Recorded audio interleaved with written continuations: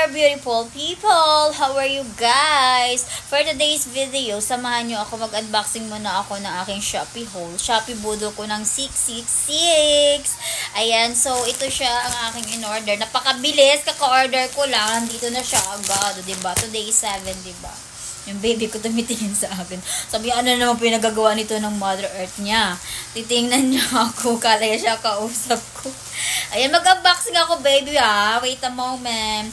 So, open natin, guys, yung aking Shopee budol ng 666. So, let's see. We will see kung anong laman ito. Ayan, pero hindi na kayo magtaka kung anong color ito. Ayan, color yellow is part of my life. Ayan.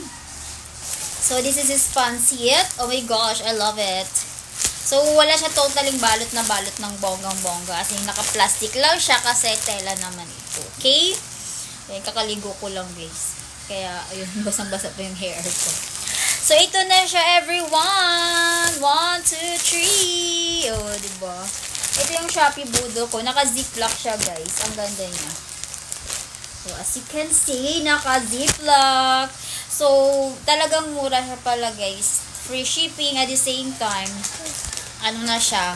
Pang queen size na siya na ayan, kumot. Pero hindi siya totally yellow, parang beige yellow siya. Unlike yung na-order ko nung una, talagang ganitong color yan, yellow. Ito, parang yellow-orange, ganun. I love it naman. Mura to compared dun sa unang nabili ko kasi ano yun, 150 yung size niya, ito 180, which is pang double size. Yun pang single size lang siya. Ayan siya. I love it. Perfect ito yung kumot, guys. So, diba? I love it. Tsaka ang kagandahan, naka-ziplock siya. Korean, ano pala to, guys? Shop yung in-orderan ko. Tsaka nag-shake doon sa Shopee. Diba, nag-ano siya sa family feed nung shake.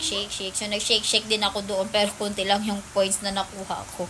So, mga 2 point plus, ganun, something. Ayan, so, Korean siya, ganun. So, cherryasa.com yung may-ari ni Tay. O, diba, ang ayan. So, yan lang, guys, yung aking for today's video. Kasi kailangan natin na kahit pa paano may 3 minutes video and above tayo na may upload sa ating mga account. Alam mo na reminders palagyan ni Mamita. And before end this video, guys, I would like to thanks to all of you for your support and love. Yung baby ko nakatingin sa akin, sabi niya, ano yarn? Ayun ang baby ko.